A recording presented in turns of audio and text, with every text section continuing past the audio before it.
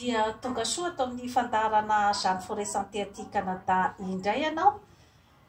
Ny horesantsika anio zany dia ny vaovao mampalahelo izay avy any Madagasikara amin'izao fotoana izao zany dia ny fahatongavan'ny coronavirus ao amin'ny tanitsika amin'izao fotoana izao. Mampalahelo dia mampalahelo tokoa izany vaovao izany satria hoaiza moa zany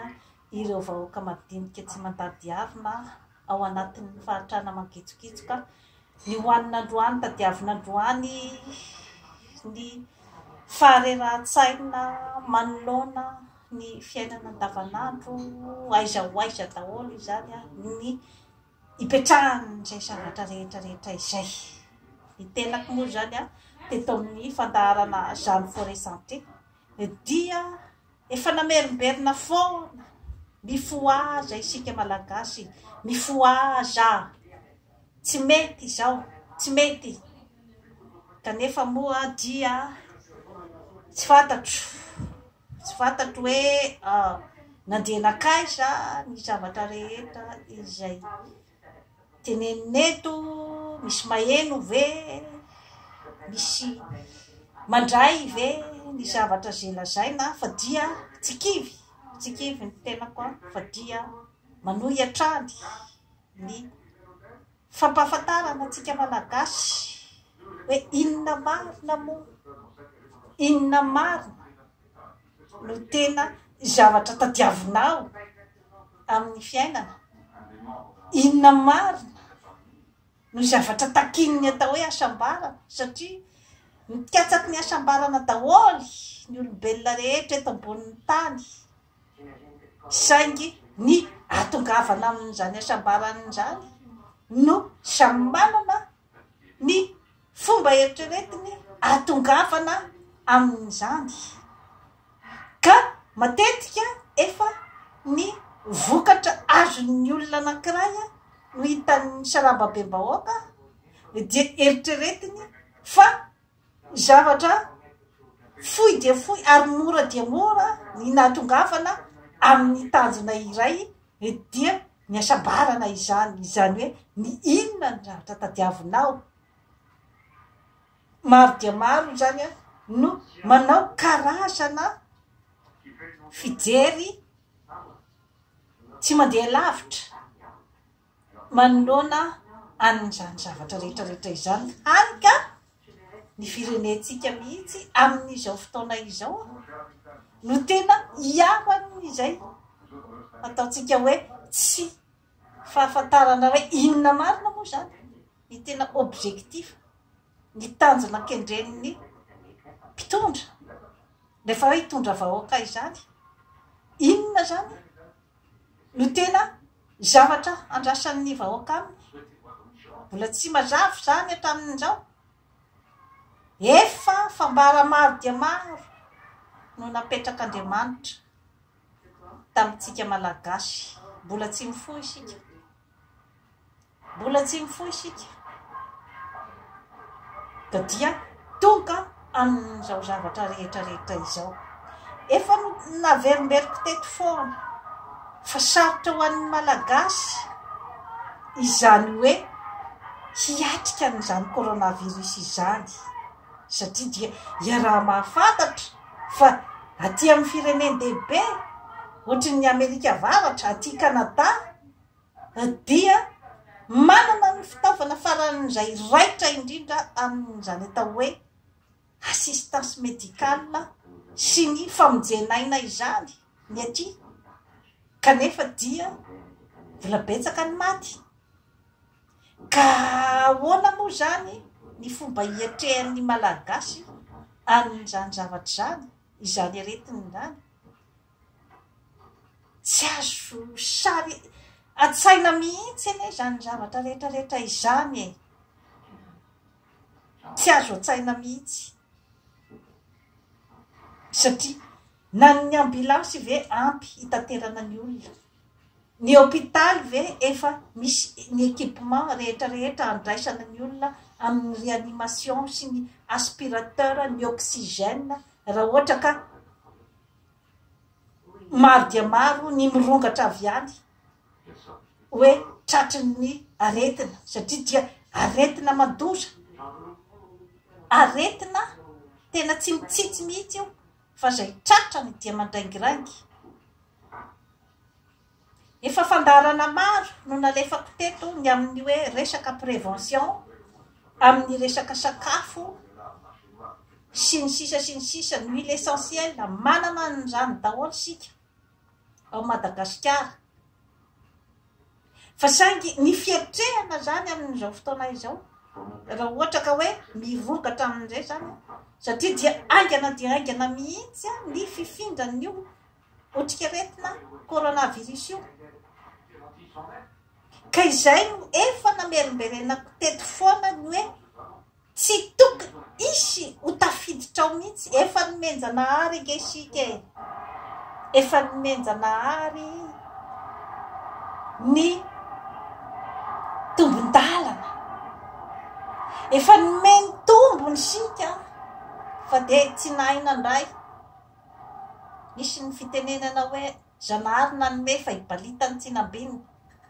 efa nomeny tombony sika hoe tsy nisy 0 cas tao Madagasikara tokony no raisitsika izay karazana fanomezan'izay amin'ny fanidina tanteraka ny aéroport sy ny sisy tany rehetrarehetra mba tsy hidiran'izany kanefa moa dia izao enitsika izao zany ny vaovao ka tsy fotoanan'ny fifandatsana itsony zao na ny fotoanan'ny fifanomezantsiny fa efa io zany ny aretina efa tonga ao ka dia inona zany no tokony ataon'ny malagasy manoloana amin'izany zavatra rehetrarehetra izany raha ny ohatra moa zany aty Kanada amin'izao fotoana zao dia ny olona rehetrarehetra dia efa mise en quarantaine daholy ny mpianatra tsy mandeha mianatra itsony ny mpiasa mijanona trano defa ny olona hoe sisa hoe tsy maintsy mandeha miasa zany sisa ny miasa amin'izao fotoana zao ohatra ny infirmière zany ohatra ny hoe organisme sasany ny mpivarotra amin'ny supermarché ohatra hoe zavatra tsy maintsy ilaina zany ny zavatra hoe asa taony dia tsy afaka hita izy nefa ny fitaitainany zany olona rehetrarehetra izany mikatona dia akabeazan'ny orinasa aty nefa dia amin'izany zavatra rehetrarehetra izany dia misy fandraisana ndraikitry ny lehiben'ny gouvernemanta amin'ny tany vaventy rehetrarehetra ny fanampiana arabola amin'ireo olona rehetrarehetra izay voatery manakatona ny entreprise izay voatery tsy miasa misy ny fanampiana arabola amina miliara omen'ny fanjakana kanadiana anampiana ny olona rehetrarehetra satria izay ny mission amin'ny gouvernemanta ny miay ny vahoaka ao amin'ny tany izay entiny efa nazavaiko teto daholy izany hoe fifandraisana akaiky eo amin'ny vahoaka sy ny mpitondra izay efa nazavaiko teto daholy ny hoe tsy maintsy misy izay karazana fifampitsinjovan'izay izay vao afaka androso ny tany iray satria raha ohatra ka ny fitiavatena sy ny fitsinjovana ny tenanao rery ihany izay no miasa ao amin'ny fitondrana ny vahoaka hoe ireto vahoaka ireto ve zany dia efa eritreretina fa ohatrany hoe olona efa maty magagagaga ihany tsy maintsy tokony hojerevana daholy izany hoe ahoana zany ny fomba hietrehana anio raha ohatra ka mirokatra zany io aretina io aty ohatra zao de efa misy ny ataony hoe mise en quarantaine ka io mise en quarantaine io de tsy misangisangy tokoa io fa rehefa avy any ivelany zany a ny olona anankiray a dia atokana amin'ny toerana anankiray mandritry ny 14 jours ary dia araha-maso ao zany a ny fahasalamany ary tsy mivoaka tao izy a raha tsy fantatra mihitsy fa hoe tsy afaka amindra an'ilay aretina any amin'ny olona hafa tsy fantatro hoe tena voaja tsara ve amin'ny atsipriany ve zay fepetra izay ao Madagasikara efa niresako teto foana ny atao hoe responsabilité responsable ny olombelona rehetra eto ambonin'ny tany amin'ny zavatra rehetra izay ataony izay ege no message tiako alefa amin'ireny hoe fomba fanao sy ny culture hawaïenne reny nasehako teto efa tamin'ny 2017 aho no nandefa an'izay karazana afatrizay ny tenako akory tsy miambo ho mpaminany tsy atompoko fa ny fomba vojeriko zany ny fiainatsika ao Madagasikara no nananako ny karazana intuition hoe isy zava-doza hitranga amin'ity nositsika ity raha ohatra ka tsy mitandrina isy zava-doza izay no antony nanikafako ny chaîne YouTube tamin'ny 2016 aho no nanokatra ny chaîne YouTube ako ty rehefa niverina avy any Madagasikara satria hitako hoe inona ny lesoka amin'ny vahoaka inona ny lesoka amin'ny mpitondra ka tsy vitan'ny fifananarana rehefa mifankahita ny mpianakavy satria raha ohatra ianao ka mandefandefa karazana morale dia mahazo ny karazana fitsikerana ny amin'ny indray raha be morale zay tsy mila ny morale anao fa aizany vola zay nge no zay raha ohatra ka hoe ny toe-tsain'ny malagasy amin'ny ankapobeny de ny hoe asa be morale fa aizany vola izany hoe ilay mandray ty mandray fa tsy mieritreritra mihitsy hoe amorona tsy mieritreritra mihitsy hoe ikaondo hoe ahoana ny atafavoako ny fiainako ny fanometsiny rakoto sirabe fa rakoto ny tokony anao an'izao rabe de tokony olona otsinjovina foana marina fa hoe misy izany ny circonstance amin'ny fiarahamonina mahatonga an'izay zavatra tsy hoe akory hoe androany ao anatin'ny ray andro no anafoananao an'izay système de dépendance izay fa ny kolotsaina izay tokony apetraka ao amin'ny vahoaka ny hoe tompona ndraikitra daholo ny vahoaka rehetra hatrany amin'ny kely indrindra ka hatrany amin'ny mpitondra fanjakana ny zavatra rehetra izay misy ao amin'ny tany iray ka izay no antony foana zany amerimberenako eto amin'ireny hoe développement personnel ireny mamerimberina foana hoe inona no mahatonga ny korotana ao amin'ny fiarahamonina anankiray eo ny fifandraisana ny mpianakavy ny fifandraisan'ny ray aman-dreny sy ny zanaka mila lamina tsara ny momba an'io efa nalefako teto zany zavatra rehetra izany tsy hoe akory hoe rehefa zanakao hoe rehefa hoe zazakely io de hoe tsy malala ninninna hevitra diso izay ny zavatra ataon'ny ray aman-dreny dia ny mikolokolo ary ny mikoja ny toe-tsain'io zanan'io mba hanana ny fitokisantena, mba hanana an'izany atao fierté maha-olombelona izany. Izay no mila kojaina ao amin'ny zanakao mandritry ny ao an-trano azy, dia ataonao ny adidy rehetra rehetra, ny amin'ny fanomezana sakafo azy, ny amin'ny fitafiana, ny amin'ny fandoavana ny ekolazy, ny amin'ny fampianarana azy, ny amin'ny fandefasana azy, amin'ny hoe mba hanana ny finoana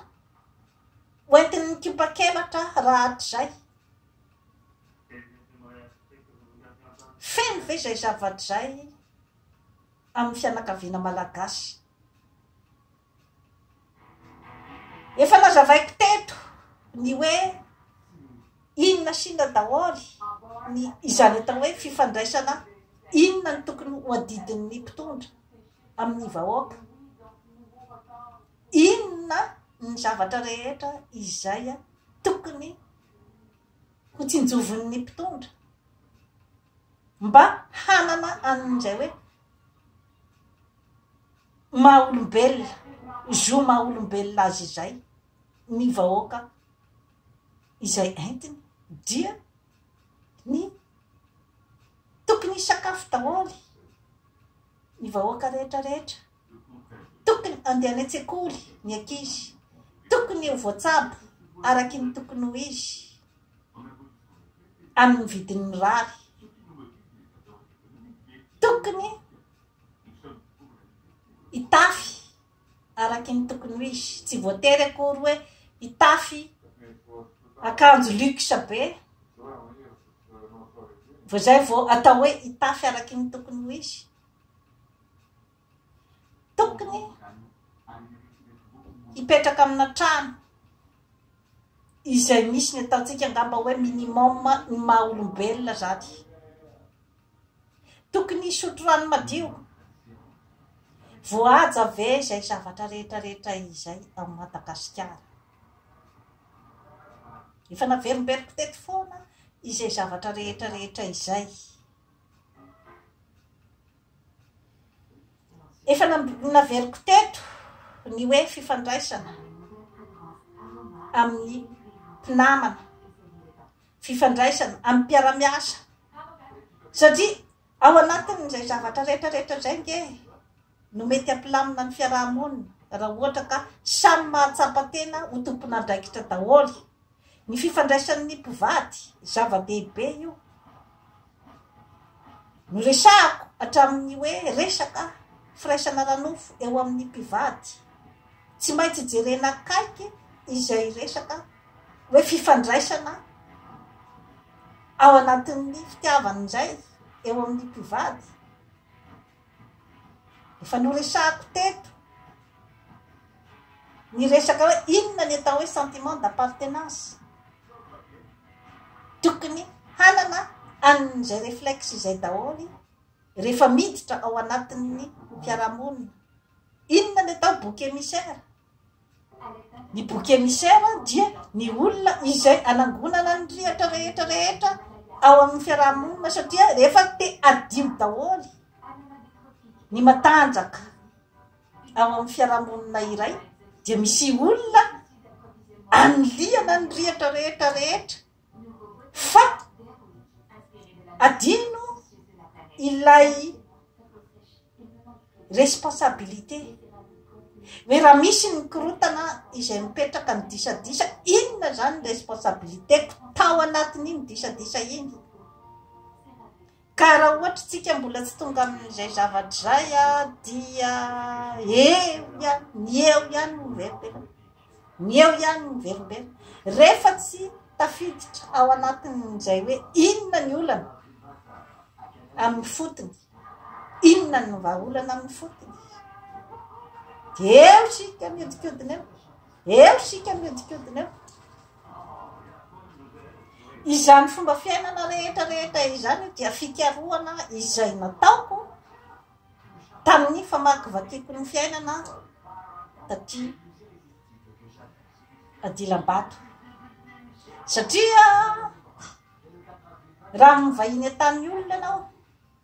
dia tsy maintsy manadiady ny fomba fisainana. Inona ny fomba fisainana izay ianao vao afaka hiara-iaina aminy, satria raha ohatra ianao ka mizingizina ny amin'ny hoe ny any mety, ny fomba fijeriko ny mety, ny anareo dia tsy mety, ianareo dia toy izao sy toy izao, dia very ianao. Ary zay no mahatonga an'ilay fitenenana hoe phénomène de ghettoisation. Izany hoe matetika zany ny olona izay mieritreritra ny tena no victime ao amin'ny fiarahamonina anankiray dia mivondrobondrona izy tsy te hijery akaiko hoe inona moa zany ahoana ny fomba hiatrehako ny tompon-tany, hoe inona marina moa zany ny tena fomba fisaina amin'ny tompon-tany ahafahako misadapta amin'ny fomba fisainana. Satria izay no efa naverimberiko teny foana ny hoe capacité d'adaptation, izay manana ny capacité d'adaptation amin'ny fiainana izay no lasa lavitra kokoa zany amin'ny fiainana. Inona ny zava-misy eto, inona ny zavatra ananako, inona ny fotom-pisainako, inona ny fotom-pisainana misy amin'ity toeranyity, dia arindra izay fotom-pisainana avy any aminao zay sy ny fotom-pisainana amin'ny fiarahamonina, ary tsy ny olona manodidina anao mandrasanao iova fa na hitory-teny eto 24 heures sur 24 ianao anova olona, tsy hiditra izany tory-teninao izany. Raha tsy ianao no miova dia ianao no arahan'ny olona rehetra manodidina anao. Izay no atao hoe leadership. Efa no resako teto daholo zany zavatra rehetrarehetra izany, ny hoe inona ny atao hoe leader mahay.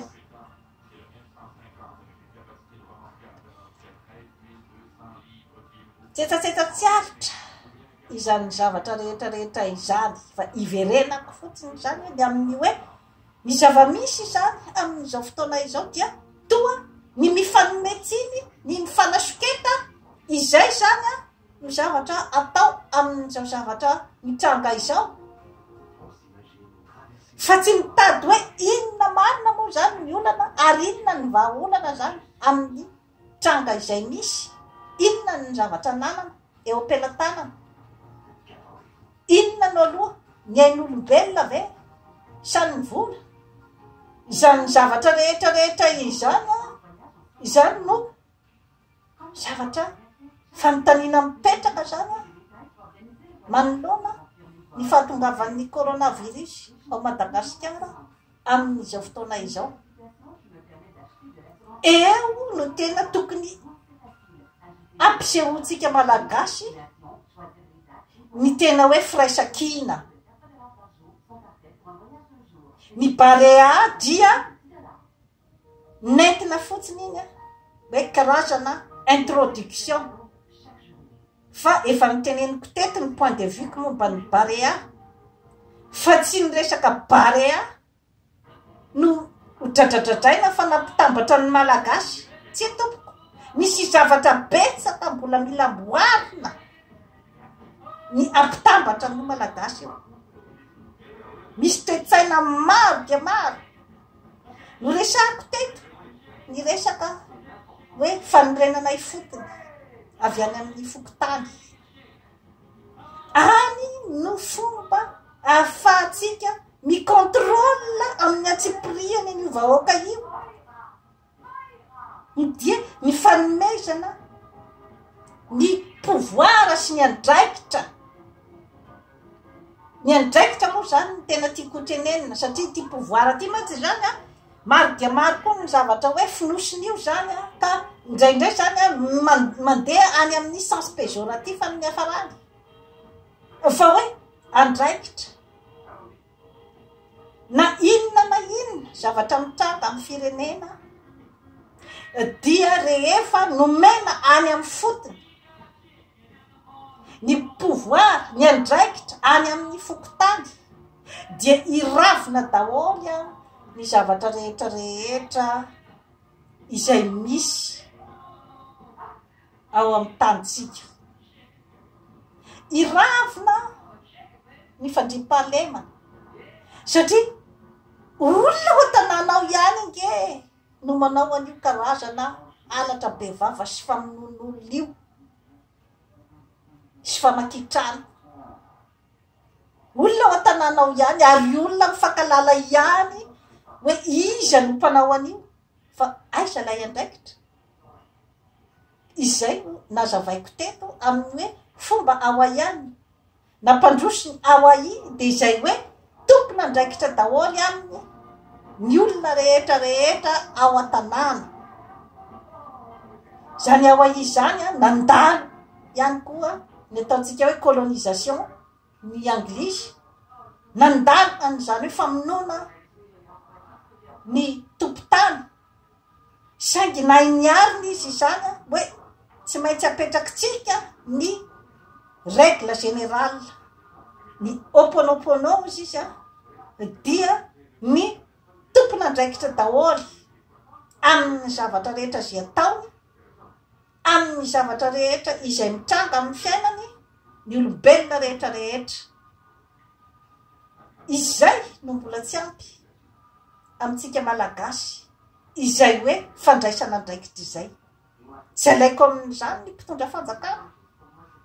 mifanilika daholy zany amin'izao fotoana zao amin'ny fahatongavan'ny coronavirus eto zany sika zay vo tsy afa miala intsony na ifanipobolina ifanipinina eto ny malagasy dia efa coincé tsy misy afa miala amin'ny intsony fa tsy maintsy mijery ny andraikitry ny tsirairay tao anatiny io zavatra io ny mpitondra manana ny andraikiny ny amin'ny hoe tsy nanidy taloha ny sistany rehetra satria arety mandosa io coronavirus io ka tsy azo an-tsaina hoe ahoana ny iainan'ny vahoaka madinika tsy mandady arina an'io zavatra io ny vahoaka tompona andraikitra ihany koa ny amin'ny hoe tsy mijery marina hoe inona ny loza izay mety mananontany amin'ity zavatra ity efa betsaka ihany nanome ny karazana hoe pression fa mbola tsy ampy zany ilay pression matoa izy matoa ny filoha mbola afaka napiditra an'ireo olona avy any velany ireo ny information koa zany no mety koa mbola tsy ampy ary ny tena koa tsy miala andraikitra amin'izany a fa tompona andraikitra koa satria efa nampandre taloha ela be mihitsy ny malagasy an'ity zavatra rehetra mitranga amin'izao fotoana izao ty ny tena fangampany zany a hoe ny communication ko ngamba zany no tsy tena namafisiko bebe kokoa zany tompona andraikitra koa amin'izay zavatra rehetra izay tsy afa miala amin'izany a tompona andraikitra ny vahoaka izay mifidy ny filoham-pirenena eo tompona andraikitra ny manaiky ny zavatra tsy mety efa naveriberiko eto foana ny hoe tsy tokony manaiky lembenana amin'ny zavatra hitanao fa marina tompona andraikitra daholy raha namerimberina foana teto ny hoe resaka fanorenanay fotony ny resaka hoe décentralisation effective na ny fédéralisme samy manana ny anina moa ilay izy isaka izy zany no andrasanao anetsiketsika an'io. Ny olona ao Antananarivo ve no andrasanao anetsiketsika an'io. Eto aho zany dia mivatana amintsika rehetra avy any amin'ny faritra. Ny olona ao Antananarivo ngefa mipetrapetraka tsara ny azy hoe ao izy zany, ao ny tanindrasany, ao ny kapitaly, ao no misy ny vola, ao no misy ny pouvoir sy ny zavatra rehetrarehetra izay tadiavina. Ka izy ve no andrasanao anetsiketsika an'izay resaka décentralisation izay. Mieritrereta ny manam-pahaizana sy ny olomanga any amin'ny faritra hoe rehefa tsaratsara zany ny toeranao ao Antananarivo ao, rehefa mba mipetrapetraka tsara zany, metimety ny fiainanao ao, iza zany no andrasanao ijery ny olona any amin'ny faritra. Tsy resaka tribalisme mihitsy na resaka fifanavakavahana ara-poko no lazaiko eto, fa ny zava-misy amin'ny fiarahamonina izay tsy azo laviny zany zavatra rehetrarehetra izany, ianao concerné ao anatin'ny problème no tokony mijery ary miassista ny andehanana amin'io. Fa matetika moa zany dia ny olomanga ny faritra rehefa metimety ny fiainany ao Antananarivo dia mitsingevaeva izy amin'io resaka io, tsy tamarina hoe inona ny zavatra tena rosiny. Ary dia matetika moa zany dia very anjaviny foana hoe isika malagasy eny hoe iray ihany iray ahoana, tsy afaka iteneny zany ianao, efa narosiko teto ny amin'ny hoe tsy resaka fifanavakavahana izany fa resaka hoe mandeha amin'ny hitsiny sy ny rariny, hoe samy mba mizaka ny tombontsoa rehetrarehetra izay misy ao Madagasikara, ny faritra rehetra na ny any Kodaodany. Inona moa hoe chômeur mivangongo ohatra hoe ao Antananarivo ao, afaka mandenga any ambanivohitra ireo chômeur ireo ny hoe mba manarina ny tany any Kodaodany. Mahafinaritra be nge Madagasikara rehefa manao vakansy izany ianao ka mandeha amin'ireny toerana ambanivohitra be reny, de tena hitanao mihitsy fa tena hoe manan-karena zavaboary, manan-karena ny zavatra rehetrarehetra misy ny rehetrarehetra mihitsy.